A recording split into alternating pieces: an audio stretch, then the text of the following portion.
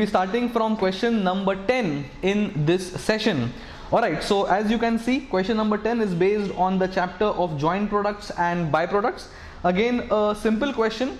So let us start without wasting time. Question number 10 from November 20 RTP of costing. Alright, some company operates a simple chemical process to convert a single material into three separate items. So there are three items which are being produced from a single process. Okay, referred to as X, Y and Z.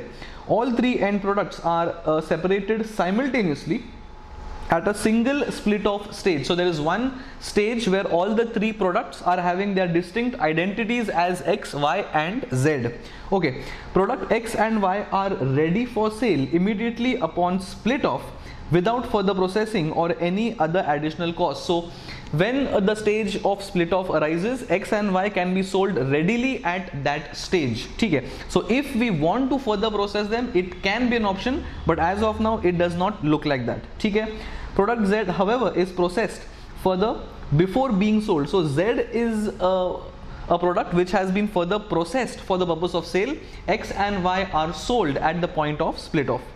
There is no available market for Z at the split off stage. So there is no market of Z at the point of split off, which means if we want to sell product Z, we have to process it come what may. Okay. The selling prices quoted here are expected to remain the same in the coming year. Okay. During 1920, the selling prices of the items and the total amount sold are as follows. So we have been given what is the amount of sale in quantity and the selling price as well. X 186 tons for rupees 3000 per ton, Y is 527 tons for 2250 per ton, and Z is 736 tons for rupees 1500 per ton. Okay. So these obviously are my sales and selling price. Okay. Let's go ahead. Total joint manufacturing costs. The joint costs are 12,50,000. So since we are producing three different products from a single process, the single process or the joint cost is rupees 12,50,000, and additionally 6,20,000 was spent to finish product Z. Now note that X and Y were sold at the point of split off. Z cannot be sold at the point of split off, because of which we had to process Z even after being split off, and this 6,20,000 is the further processing cost of product Z. Okay. There were no opening inventories of X, Y and Z. Very good. The following inventories of completed units were on hand. So this 180, 60 and 25, this is my closing stock. This was my goods sold and this is my closing stock. When I add closing stock to my goods sold, I'll actually get the total goods produced in the absence of opening stock. Okay, let's go ahead. There was no opening stock as mentioned. There is no opening stock or closing stock, and there is no opening closing WIP as well. That makes the life all the more simpler. Compute the cost of inventories. Compute the cost of inventories of X, Y and Z. That is as good as saying whatever products are being produced, that is X, Y and Z, we need to find their cost, and once we get their cost, simply use that cost on the closing stock and I will get the closing value of inventories, because anyway inventories are valued at cost. And also find the cost of goods sold. So when we find the cost of these goods, multiply them with the quantity of the goods which are sold, and I will get the cost of goods sold as well. And using the NRV method or the net realizable value method for joint cost allocation. So we have been told specifically what method we have to use to allocate the joint cost. Now note that if the question was silent as to which method is to be used to allocate joint cost, it goes without saying that we have to give first preference to sale value method. If the sale value is not available at the point of split off, only then we go to NRV, and if these two set of information is not given, only then we go as per the physical value method, which is not the best or that is the most last preferred method of joint cost allocation. Now we are going to use the sale value method for X and Y. That is mainly because X and Y do have a selling price at the point of split off. It is only Z for which we are going to use the NRV method, because there is no selling price for Z at the point of split off. Okay, so let's go step by step. First, we are wanting to allocate the joint costs to X, Y and Z based on the sale value. Now note that the sale value method is different from the sales of the product. Sales is the quantity sold into selling price, whereas in case of sale value method, we are going to use the quantity produced into selling price, and this is nothing but the sale value. Common mistake people may make here is since we have the quantities of sales in this question, you will use this to allocate joint costs. But we have to use the sale value of the goods which are produced, and in that ratio we have to allocate the joint cost, which means I will use closing stock plus the goods sold quantity to get the goods produced quantity, use the respective selling prices, and then allocate the joint cost basis the sale value. Note that for X and Y we'll use sale value, and for Z we'll use the NRV method. We have the selling prices, we have the quantity produced, because quantity produced is going to be quantity sold plus closing stock. Okay, so let us see what the ICI has done in the format. As we can see, we have found out the final sales value. Final sales value is using selling price and selling price of respective joint products, and we have used selling price with the quantity produced. That is as good as saying, as far as A is concerned, 186 plus 180 appears to be 366. As far as Y is concerned, 527 plus 60 appears to be 587. And then as far as Z is concerned, it is 736 plus 25 appears to be 761, and that is the goods produced quantity. As we discussed, use the goods produced quantity into my respective selling prices to get the sale value, and this is the ratio. This is the ratio in which the joint cost of 12,50,000 would have been allocated if these were my selling prices at the point of split off. But in case of Z, this is the final sale value after further processing as well, and the further processing cost appears to be 6,20,000. So to compute Z's notional selling value, we have to subtract this 6,20,000 from the final sales value of 1141, this amount, and we will get the notional sale value of Z. So 1098 and 1320 is the sale value of X and Y, and 521,500 is the notional sale value of Z. So 12,50,000 of joint cost. 12,50,000 of joint cost is going to be allocated in the ratio of 10,98,000 is to 13,20,750 is to 521,500, and that amount comes to 466,797, 561,496 and 221,707, and that is how you allocate the joint cost basis the sale value method for X and Y, and basis the notional sales value or the net realizable value method for product Z. Now that is done. Now coming to what is the question asked. The question, alright, so we have just finished the joint cost ka allocation, that is 12,50,000 has been allocated to X, Y and Z. Now the questions required part asks us to find the cost of the inventories and to find the cost of goods sold as well. Now note that what we have done is only the joint cost allocation of 12,50,000, which is this amount. My job is to find the cost of inventories and the cost of the goods sold as well. So now we'll make one more table that is going to start from the share in the joint costs of all the three products X, Y and Z. So this 466, this 561 and this 221 is going to appear from the previous table. Apart from this, the firm has also spent 6,20,000 on further processing Z. If 6,20,000 has been spent only for further processing Z, then this cost of 6,20,000 should only appear in the column of Z as post separation cost. After I add this cost as well, I'll finally get the total cost of goods which are available for sale. This word is important, total cost of goods available for sale. So whatever goods we have produced, this is the cost of the goods which are being produced, and the goods which are produced are the goods which are available for the purpose of sale. बराबर. लेकिन the question has asked us to find the cost of inventories and the cost of goods sold. What we have found is cost of goods available for sale. They are two different things. So if this is the cost of the total goods produced, what is the cost of the goods lying in closing stock, and what is the cost of goods which have actually been sold? It's a question of cross multiplication, and we will get the answer. What the ICI has done, ICI has found out the percentage of the goods which are sold. 1 minute. The goods which have been sold and the goods which are in closing stock. So if 4,66,797 is the cost of 366 goods or 366,000 tons, whatever number of kgs or units have been given, what is the cost of 186 or what is the cost of 180? It is just a question of cross multiplication and you will get the answer.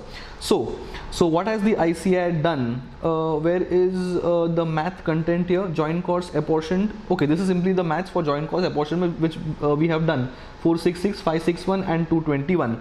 So if this 180 and 186 is 49.18 percentage, I will apply this percentage to get the cost of the goods which is sold and the cost of the goods in the inventory. So apply this percentage here, 49%. Second appears to be 10.22%, that is 10.22%, and the third appears to be 3.29, which is also here as 3.29. If you want to do simple cross multiplication, then that can also be done. That is 466,797 upon 366 and the whole into 186 or the whole into 180, and you will get the cost of the goods which is sold and cost of the goods which are in my inventory. And same thing can be done for Y, same thing can be done for Z, and that is how you get two numbers of the cost of goods which is sold, and the next working note is the cost of goods which have been apportioned for the closing stock. Have they valued closing stock? So if this is the closing, so what they have done, they have found the value of closing stock and the balancing figure is the cost of goods sold. What otherwise could have been done is 4,66,797 divided by 366 into 186 is the cost of goods sold, and into 180 is the value of the goods in closing stock. And the same thing has to be done for Y, and the same thing has to be done for Z, and that is how we have to do question number 10, that is joint products, byproducts. Alright, so we have done question number 10. We now move to question number 11. Question number 11, as we can see, is from the chapter of service sector costing. Let us start. Again, interesting question, so please pay attention. Let's start. A transport company has 20 vehicles and the capacities are as follows. So we have number of vehicles 5, 6, 7 and 2, which means we have 5 and 6, 11 and 9, 20. So we have 20 different types or 20 vehicles. 5, 6, 7 and 2 or maybe type 1, type 2, type 3 and type 4. Type 1 ka capacity is 9 metric tons, type 2 capacity is 12 metric tons, type 3's capacity is 15 metric tons, and type 4's capacity is 20 metric tons. So we've got 4 types of vehicles, and 5, 6, 7 and 2 are number of each type. Alright. The company provides the goods transport services between stations A and B, okay, station A and station B, and distance between these stations is 100 kilometers. Obviously distance will always be given for one way. Okay, each vehicle makes one round trip per day on an average. So one vehicle does one round trip, means going 100 kilometers and coming back 100 kilometers. Vehicles are loaded with an average of 90% of the capacity at the time of departure from A to B. So whenever any vehicle goes from place A to place B, on an average it is 90% capacity utilized.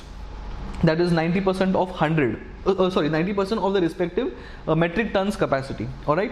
Then and at the time of return, it is 70% capacity. So it is going with 90% capacity and it is coming back with 70% capacity. This 90% and 70% will help us to find the ton kilometers, because ton kilometers depends on number of tons and that depends on the capacity utilization. Alright, 10% of the vehicles, 10% of vehicles are laid up for repairs every day. So can I say out of 20 total vehicles that we have, that is 5 plus 6 plus 7 plus 2, out of 20 vehicles, 2 vehicles on an average are sitting idle for repairs every day. Okay? This will help us to find number of kilometers also and number of ton kilometers also. Then the following information is given for the month of August. So the given details are for 1 month. Salary of transport manager, salary of drivers, helpers, loading charges, consumable stores, insurance, license, diesel, kilometers run per liter, that is your average. There is lubricant oil, there is replacement cost, garage rent, routine mechanical services, electricity charges, depreciation. All these costs are given to us as far as these vehicles are concerned, and all these costs are for 1 month. In case some costs are annual, they have maintained or they have mentioned that these costs are annual in nature. Alright, there is a workshop attached to transport department. We are the transport department. Alright, so there is a workshop which is attached to our department which repairs these vehicles and other vehicles also. 40% of the transport manager's salary is debited to the workshop. So can I say that is 40% of the manager's salary is debited to workshop? It means we are bearing the cost of 60% of the transport manager's salary because we are the transport department. Workshop is something which is attached to our department. The transport department has been apportioned 88,000 by the workshop during the month. So since we are working together, probably some part of the workshop or some part of the company is coming to the department, and that apportionment is 88,000. Alright, that is 88,000 number given to us directly.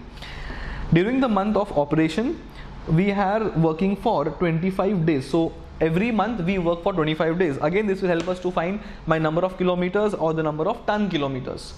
Compute the per ton operating cost, that is usual, and determine the freight to be charged if company earns 25% margin on freight. In case of transport company, freight is my income. Normally freight is my expense because I am the business which is paying freight to transport company. Here we are the transport company ourselves. So for us, freight is going to be our income because companies will pay us freight for transporting their goods. So freight for us is income. 25% of income means 25% of selling price. Okay. So where do we start from? As usual, it's a question of service sector, which means we'll prepare a single column table, one column for particulars, one column for rupees. We keep the fixed cost and we keep the running cost or the variable cost separate. It is just for presentation. Frankly, all costs are going to be added, so it won't make any difference if we don't segregate, but it is always preferable to segregate because that is how the ICI has been presenting these sums. So we also stick to the presentation what the ICI follows. So keep one row for fixed costs and keep the other row for variable cost, and then you combine all costs together. Alright, so let us first make the cost statement and then we'll do working notes for the number of kilometers or number of ton kilometers as the case is. So let's start. Salary of transport manager, this is going to go in the fixed column, appears to be 60,000. So we are going to make it for 1 month only. So amount is going to be 60,000 as far as the cost is concerned. But the transport manager is working 40%. We have discussed this while reading the question. 40% of the transport manager salary is going to workshop, which means if 40 is going to workshop, 60% of the transport manager salary is coming to the transport department, and we are the transport department. So annual your monthly salary into 60% is my transport department's salary for the manager. Then we have salary of 30 drivers, 20,000 for each driver. So 20,000 into 30 drivers, because we do have 30 drivers, and 20,000 is monthly salary. So 20,000 into 30, this will be our salary of drivers as well. Similarly, we have wages of 25 helpers. So 12,000 into 25, that is going to be the helper's salary. Then we have loading and unloading charges. Important. This is 850 per trip. Now, a little controversy here. Normally what we do is, journey is one way, outward journey and inward journey. Outward journey plus inward journey together qualifies for a round trip. Barabar? Here they haven't mentioned round trip, and normally we assume trip is a round trip. But here what the ICI has done for computing the loading unloading charges, they have mentioned 850 each trip, means outward is one trip, inward is one trip, and outward plus inward is considered to be round trip as mentioned in this question here. So if the question is saying that if the vehicle is making one round trip, then it is a complete round trip to and fro. Here the question mentioned is 850 each trip. That means outward trip 850, inward trip 850. We'll use this data to find the cost of loading and unloading charges. Now how do we find this? First we'll have to multiply first number of vehicles. There are 20 vehicles. So 20 vehicles. But 10% of the vehicles are vacant because of repairs, this data. So 20 vehicles less 10%, that into 25 days, that into 2 trips because each trip, and then into 850 is the cost of trip. So that's how the maths is supposed to be. Let us see what the ICI has done. As we can see, 20 vehicles into 90% because 10% vehicles are laid up for repairs every day. This is 1 day into 25 days into 2 trips because of the assumption that each trip means going is one trip and coming back is one trip. Had the question mentioned per round trip, then into 2 would not have come, and 850 is the cost. After doing all this maths, you end up finding the cost as 7,65,000, and this is going to appear in the running charges because this is a variable cost, so it comes in the variable cost category of loading and unloading charges. As I said, we have to mention this note here if possible, that trip assumed one way. That is why we have done into 2. Alright, so that is my loading unloading charges. Then the next cost appears to be consumable stores depending on running. So the fact that they have mentioned it depends on running, it means it will come in variable section. That is 1,35,000. So 1,35,000. Alright, next appears to be insurance annual 8,40,000. The fact that it is annual, we'll divide this by 12 because we are preparing the statement for 1 month. So 8,40,000 divided by 12 appears to be 70,000. Then we have a road license, again we'll divide by 12 because it's mentioned to be annual, so that 50,000 will come in the fixed category. Then we have cost of diesel per liter. Now cost of diesel cost is going to come on number of kilometers, so we have to first find number of kilometers. So number of trucks into that 90% because 10% trucks are idle. These number of trucks less the idle number of trucks into 25 days into 100 kilometers for going, 100 kilometers for coming, and this would be 25 days in a month, and that is how I compute my number of kilometers.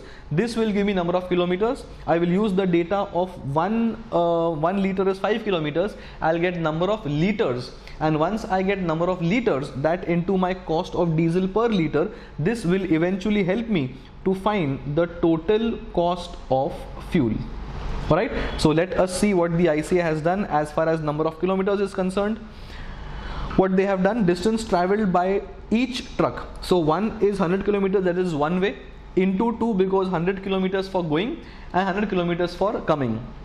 It does not depend whether the truck is fully loaded or 90% or 70%. Kilometers will come irrespective of the trucks returning empty-handed or with capacity.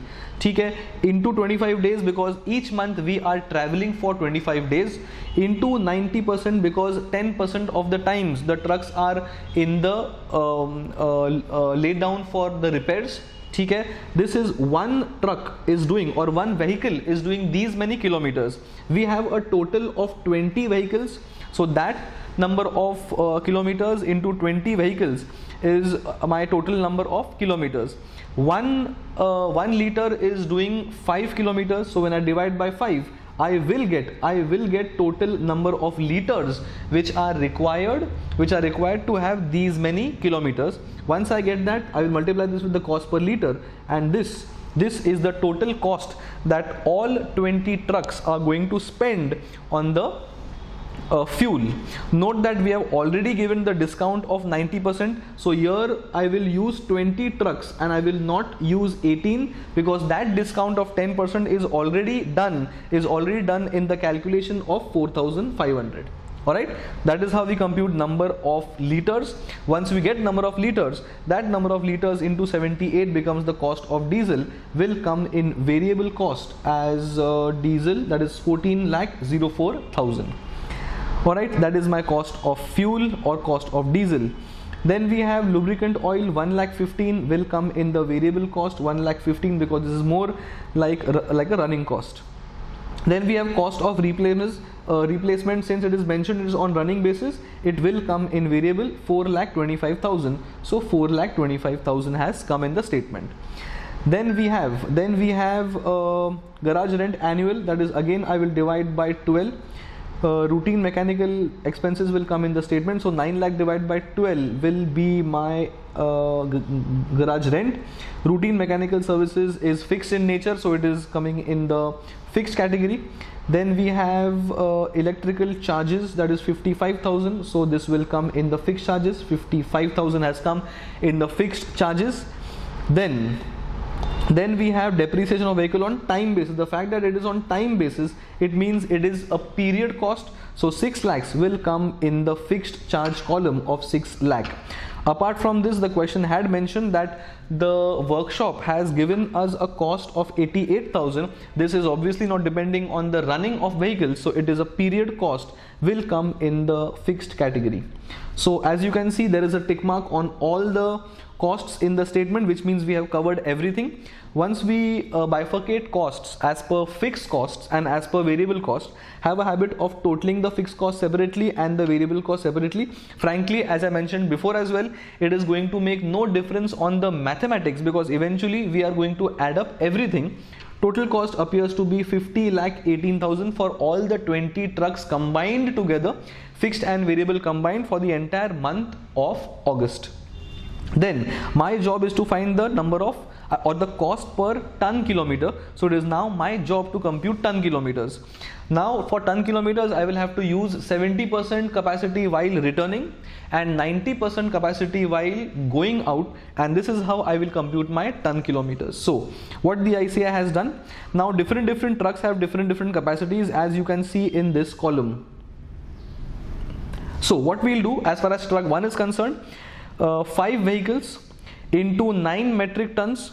First I will discount for 10% because of the repairs, number of trucks are in repairs, so that I'll discount for 10%. Then I'll use 100 kilometers for, okay, I'll have to compute the outward journey ton kilometer separately and the inward journey ton kilometer separately, because of 90% capacity of outward journey and 70% capacity of inward journey. So I'll do the math for one truck, and others you can figure out. So 5 trucks into 9 metric tons into 90% because of that repair into 25 days, ठीक है, into I would say 100 kilometers and into 90% capacity, into 90% capacity. This is the capacity for the capacity discount. And the same maths I will do for return journey. 5 trucks into 9 metric tons into 90% capacity for repairs into 25 days into 100 kilometers because we want ton kilometers, and into 70%. This 70% is for the capacity. Now this is how we have to do the computation for the first type of truck, that is the 9 metric ton capacity truck. What the ICI has done, it has done a shortcut. What we have done, we have first used 5 into 9 metric tons, alright, that we have also used, that is 5 into 9 metric tons. Then they have used the number of 4,500. The number of 4,500 is coming from here, this figure. This 4,500 is coming by 100 into 2, that is 100 kilometers, but we are doing it outward and inward separately, so we won't do into 2 here.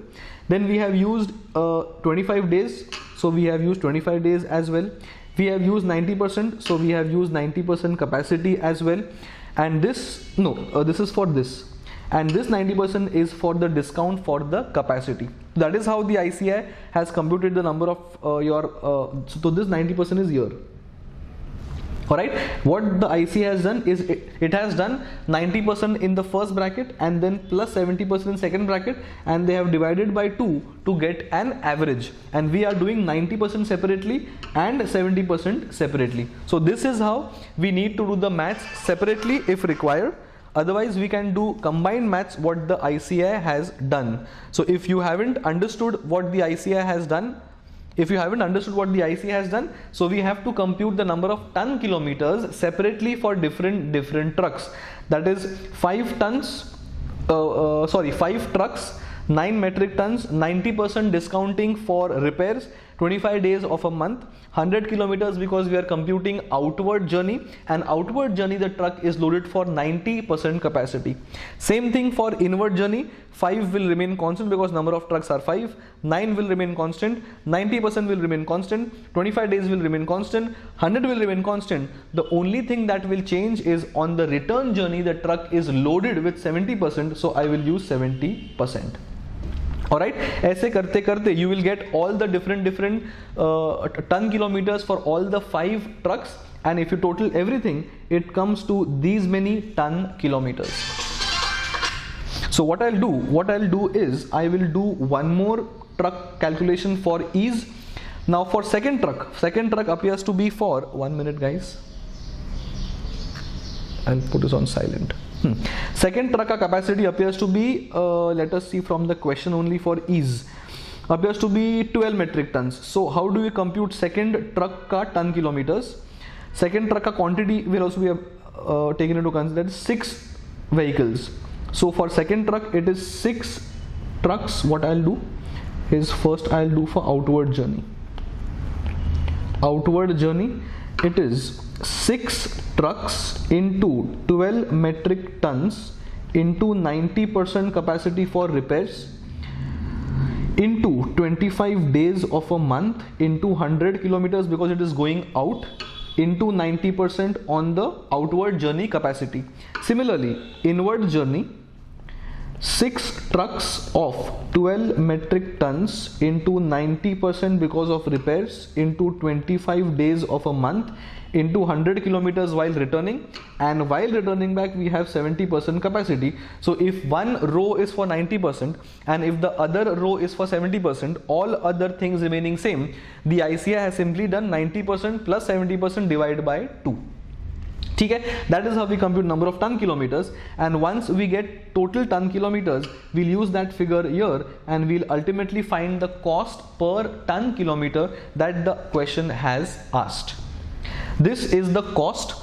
Now we'll add the margin to get the selling price. Margin appears to be 20% on freight, that means cost plus profit is equal to selling price. For us 100 is the freight, 25 is the margin, it is 75 cost, that is a ratio of 1/3 on cost, and that is why the ICI has taken 1/3 cost to get the final selling price per ton kilometer. This is what the quotation will be given to my clients. If you want to transport 1 ton for 1 kilometer, you will have to pay 7.09 rupees. Fine, that is my question number 11. Interesting question, majorly because of the computation of ton kilometers and kilometers, because this sum may we have outward journey different capacity utilization, and inward journey you have again a different cap utilization, so it's again a good sum to practice. Also there is a long list of expenses, so you can understand which goes to fixed and which goes to variable from this question. Alright, now question 10 is gone, question 11 is gone, which means we will now start with question number 12 for the day. This question appears to be on standard costing chapter. standard costing is more of a formula based chapter where you have all the variances calculations, you have DM, DL, VOH, FOH, everything.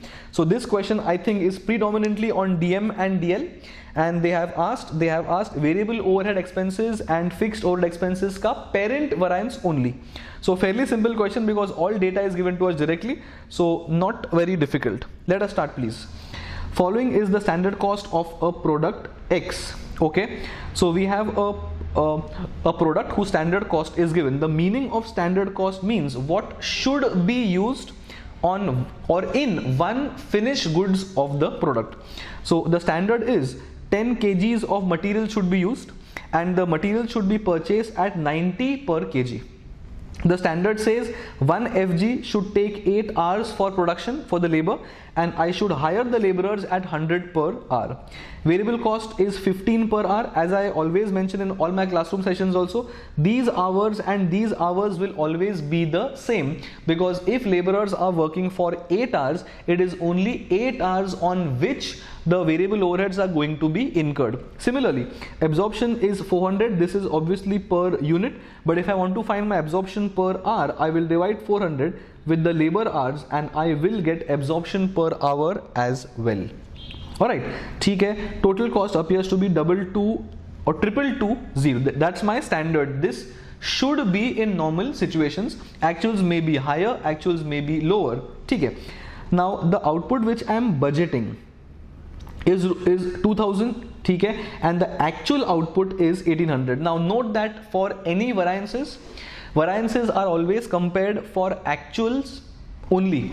That means I will use the standard data on actuals and compare them with the actuals. I will not find the budgeted cost and compare them with the actuals. Always, it is always standard cost minus the actual cost. It is never the budgeted cost minus actual cost. The difference between standard costs and budgeted costs is that the quantity is different. In case of standard cost, the quantity we use is actual, and in case of budgeted cost, the quantity we use is budgeted.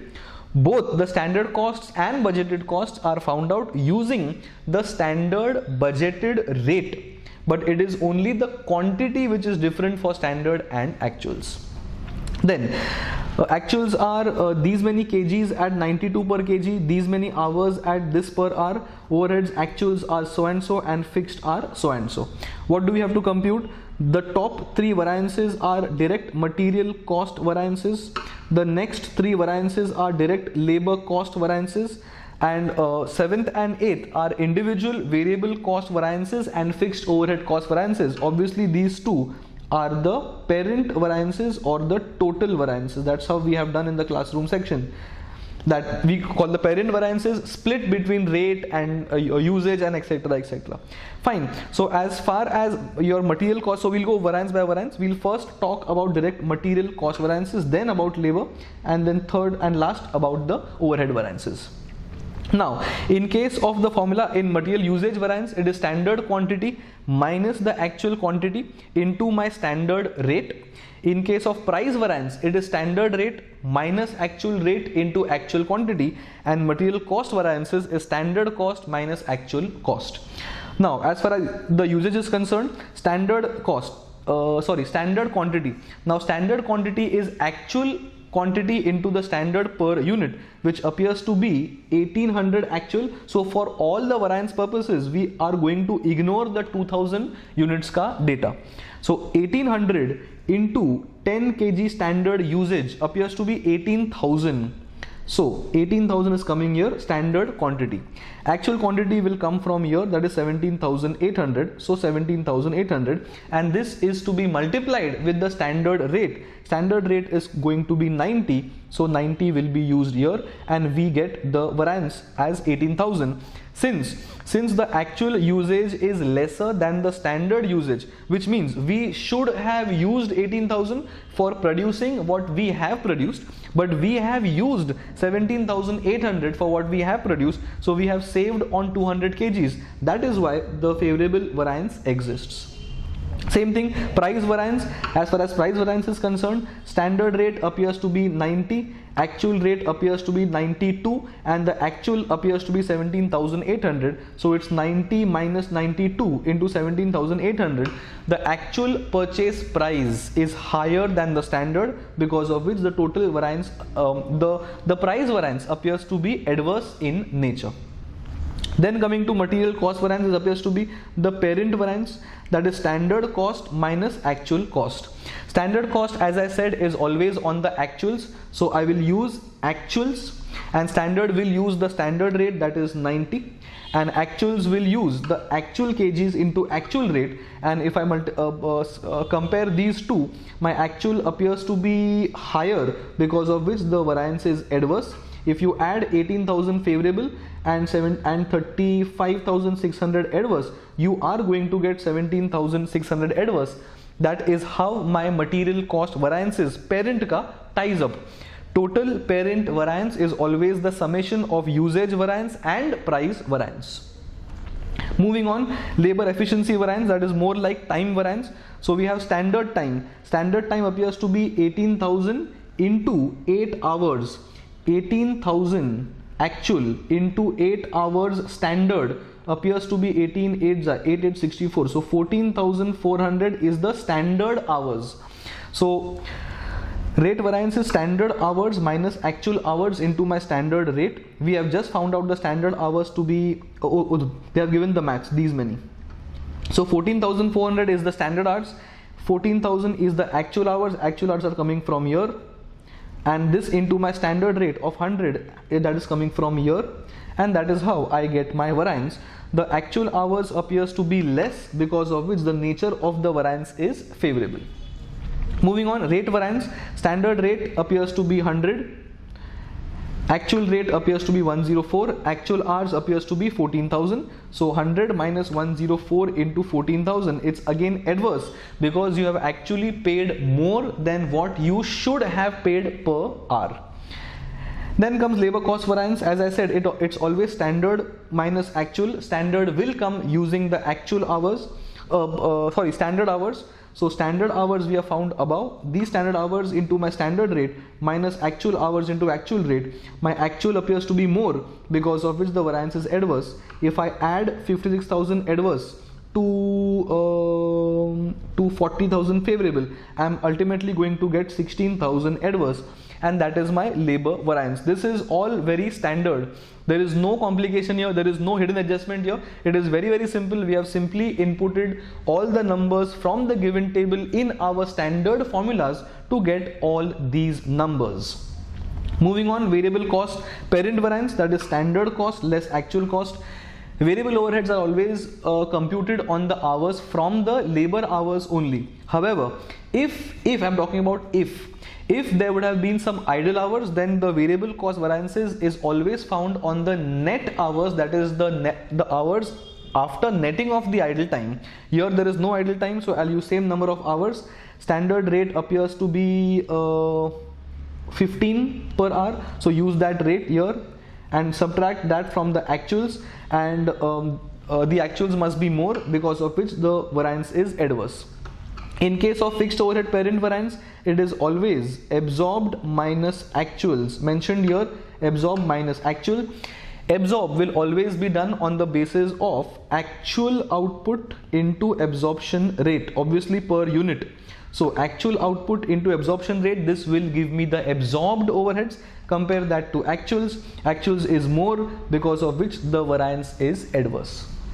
So this was a very standard sum as compared to sums that we have done in the previous videos in the same RTP. This is more or less a very straightforward sum. So even if you don't revise this sum on the last day, you are not going to miss out on much, because there is no difficult thing or there is no complication in this question. Have a habit or have a strategy of revising only complicated or uncommon things before the exams, because easy questions anyway you guys can solve without revising as well. That should be frankly your level of preparations, that you will never go wrong on the easy things, because of which your studies on the last day will only pertain to difficult things, so you can see all the difficult things before the exams. So question number Question number 12 is also done. Now let us talk about question number 13. Question number 13 appears to be on marginal costing. Again, a very simple question, but it is not that simple that don't look at this sum before the exam. So you guys have to go through this question before the exam, especially because of part 3 and part 4. Fairly interesting. Should we start? Yes, some company manufactures a product Y. Okay, 1 minute. Product Y. Okay, the analysis of the income statement indicated a profit of 250 lakhs. So the question has already given us a profit figure of 250 lakhs. All right, at a sales volume of 5 lakh units. So 5 lakh is not rupees, it is 5 lakhs is units specifically mentioned. Fixed costs are 1000 lakhs, which appears to be very high. Existing selling price is 680. So I can see a lot of data is given to us. Profits is given, volume is given, selling price is given, fixed cost is given. Fine. The company is considering to revising the profit target to 700 lakhs. So can I say this is the revised profit target? Yes. Compute the break-even point at existing level. That means without making any changes, without revising any profit target, find the existing break-even point. The number of units required to be sold to earn a target profit. So target profit, probably of the new target profit, how many units are we supposed to sell in order to achieve the target profit? Profit of 10%, profit with a 10% increase in selling price and a drop in the sales volume by 10%. So we have to now find the profit with a change in some factors. So we are changing the selling price, we are changing the volume as well. So if the question is silent on the variable cost front, then we should not change the variable cost per unit. That is not given to us directly in the question, we have to find it out. Volume to be achieved to earn a target profit at the revised selling price as into above, okay, with a reduction of 10% in variable cost and 170 in the fixed cost is envisaged. So in point number 4 we are changing much more factors. Selling price is revised, variable cost is revised, fixed cost is also revised, and with these revisions what should be the target profit? It is only these two parts which are comparatively interesting. A and B, or first two parts, are very simple. Now as the first part is asking us to find the break-even point, what is the data that we require to find the break-even point? Can I say we require fixed costs and we also require the contribution per unit, or we require the PV ratio? If we have the contribution per unit, we are going to get the break-even point in number of units. And if we use the PV ratio, we will get the break-even point in sales value. Okay, do we have the contribution per unit? No. But do we have the profit? Yes. Do we have the fixed cost? Yes. This will give us the contribution? Yes. If I divide the contribution with the output, what I'm going to get is the contribution per unit. Do I have the contribution per unit? Yes, like this. Do I have the selling price per unit? Yes. What I will get is the variable cost also on a per unit basis, which will help me to solve part 3 and part 4.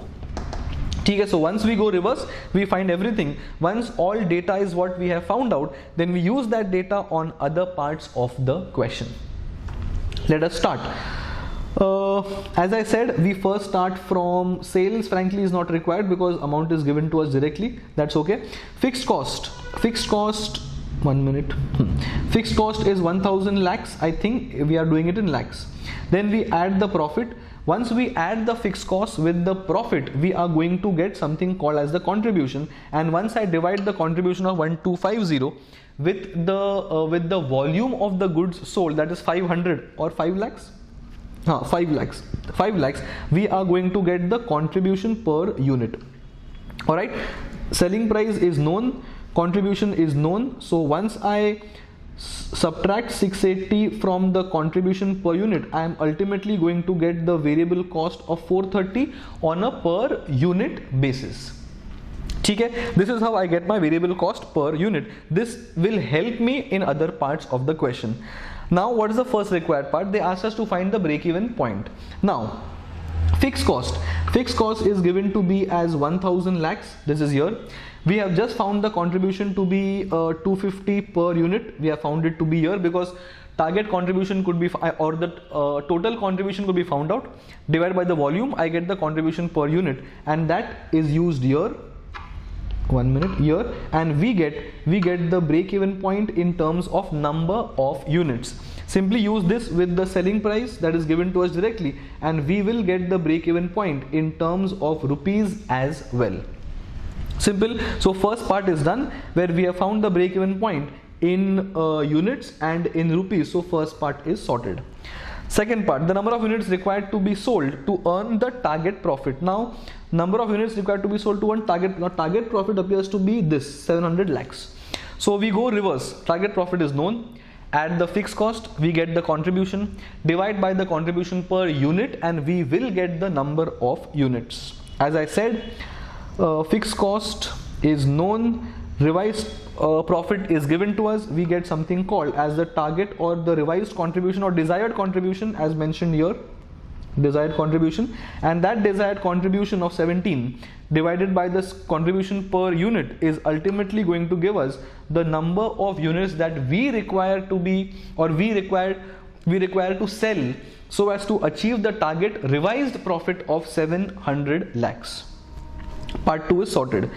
Part 3 is asking us to change two factors. 10% increase in selling price, so 680 will become 680 plus 10%, and the volume will become 10% less, that is 5 lakh minus 10%, and other things remain same.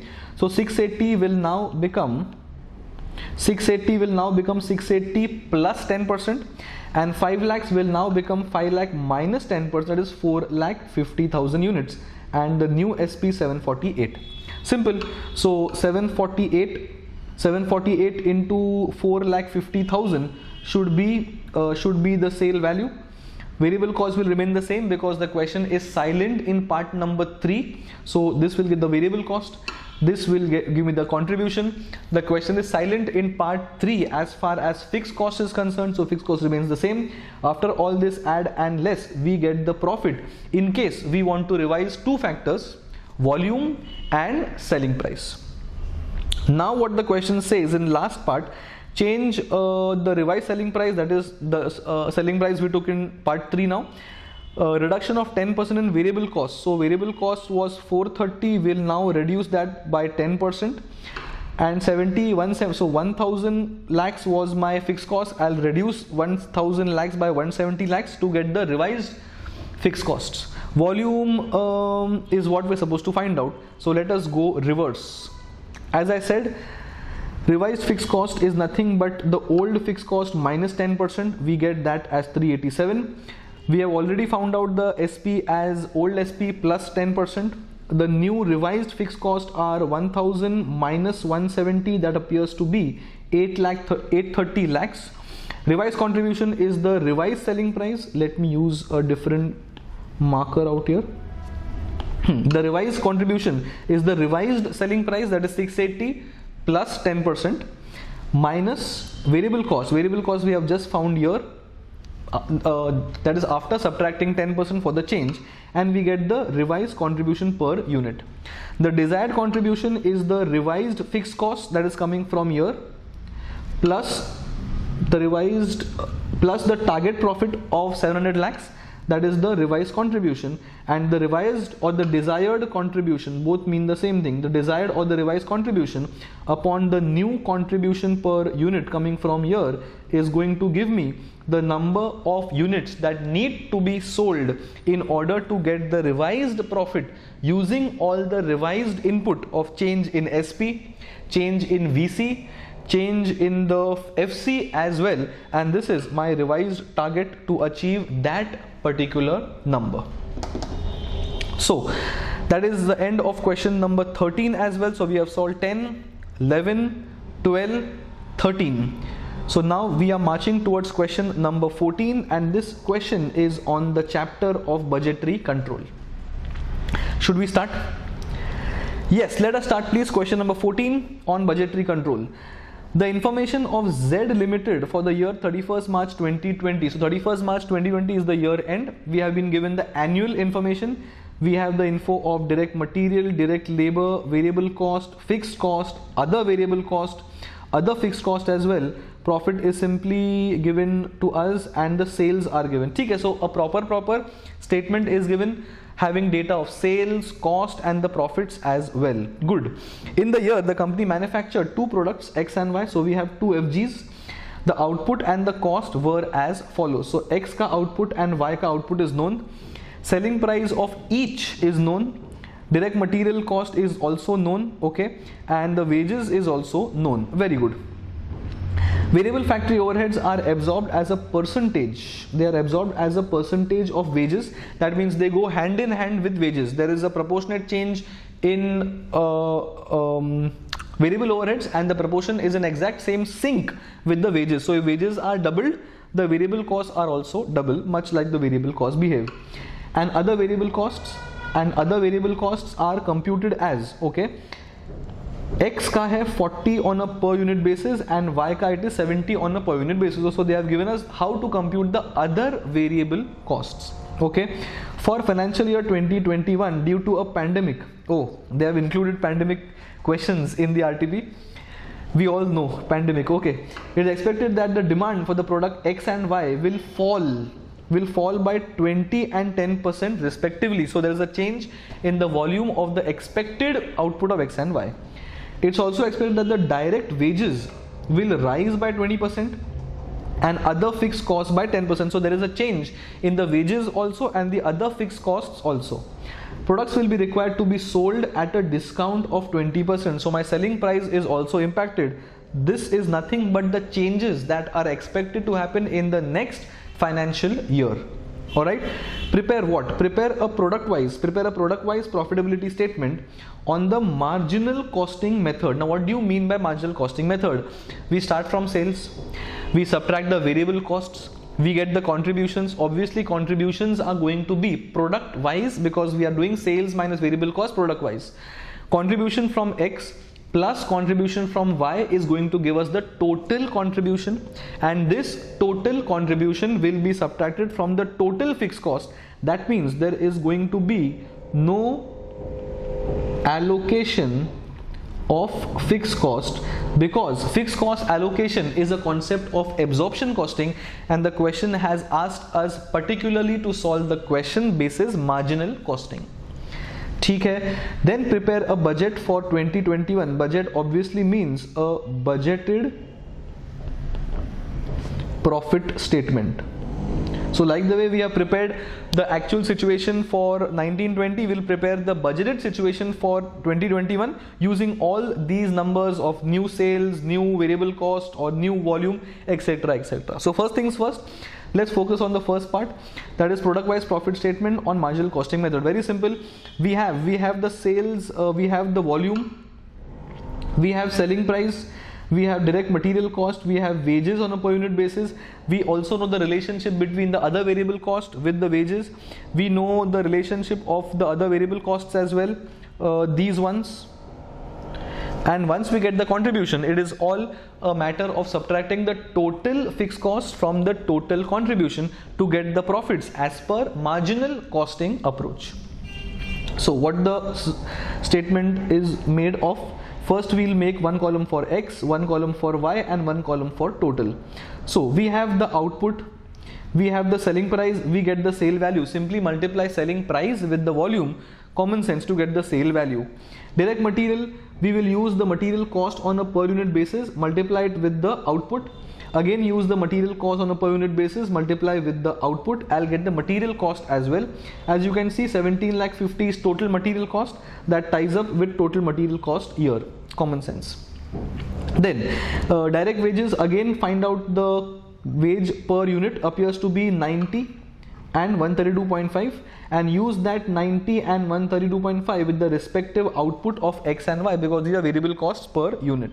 Fine. Then we have the variable factory overheads. Now the question has only mentioned the fact that variable factory overheads behave or are absorbed on the basis of wages. So have they given the percentage? No. Can we find the percentage? Yes. Variable factory overheads is 9 lakh 50 when the wages were 12 lakh 50. 9 lakh 50 upon 12 lakh 50. I don't have the calci directly handy with me, so I will use the cell phone. 95 divided by 125 appears to be 76%, and that 76% is taken here.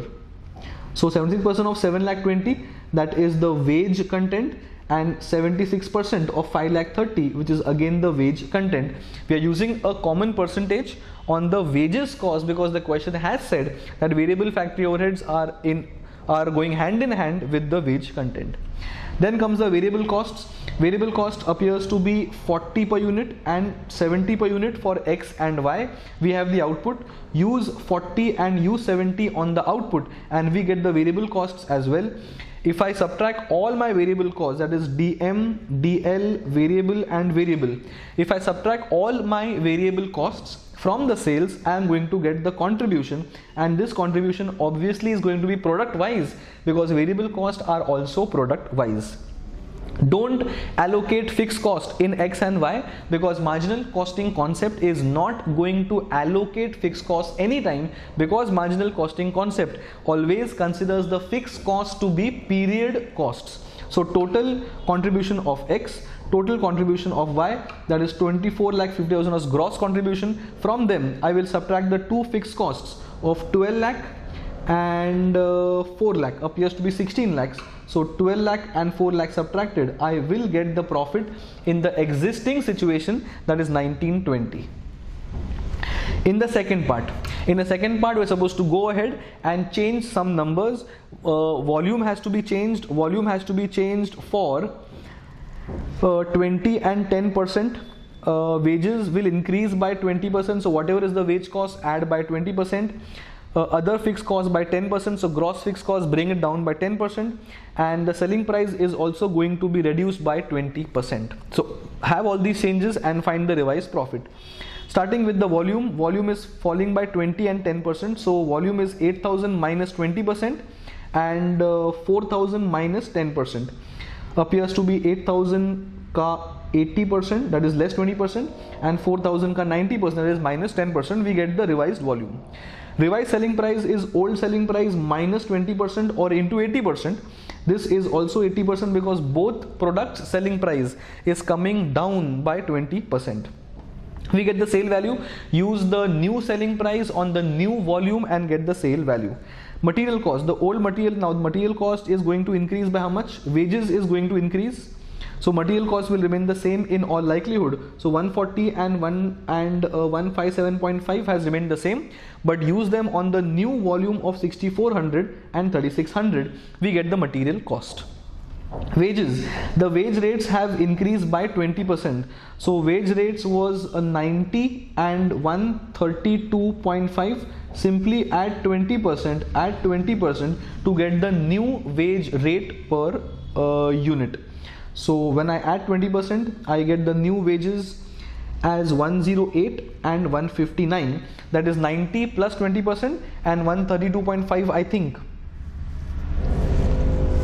132.5 plus 20%, I get 159, and I will use on the new output of 6,400 and 3,600. As far as variable cost is concerned, I will again take the same relationship, that is 76% of the new wages. Don't take the old numbers, obviously I'll take new numbers. I'll get the variable factory overheads, and the other variable costs have not changed, I guess, so I will use the same numbers of 40 and 70 on the new output, and I will get the total contribution as 707 and loss of 242 to get the total contribution. Fixed cost I think have increased or decreased by 10%. Fixed costs have raised by 10%. So this 12 lakh and this 12 lakh and this 4 lakh will increase by 10%. So I will have to do 12, okay, but one second, read the question carefully. And other fixed costs, this is fixed factory overhead, so this is not changing, only this is changing, important. So 12 lakh will remain as it is because the question is silent, that it is only the other fixed cost, it is only the other fixed costs which are increasing by 10%. So 12 lakh will remain as it is, so 12 lakh is as it is, it is only the 4 lakh content that is going to be increased by 10%, which makes it 4 lakh 40. And this is the expected profit. In this case, it is expected loss for 2021 with the change in the volume, with the change in selling price, with change in variable cost, with the change in maybe wages, with the change in fixed costs, etc., and with the change in the volume as well. And that is how we prepare the budget for 2021. Alright, that marks the end of the November 2020 RTP. You have some theory questions. Just go through these theory questions. Theory is also important in case there is a difficult question. Then in that case you can resort to theory so that you don't have to attempt the difficult question. Alright, so that is the end of November 2020 RTP. That's it from my end as far as RTP is concerned. See you guys in the next video for probably some other important questions or maybe revision lectures. Alright, bye bye.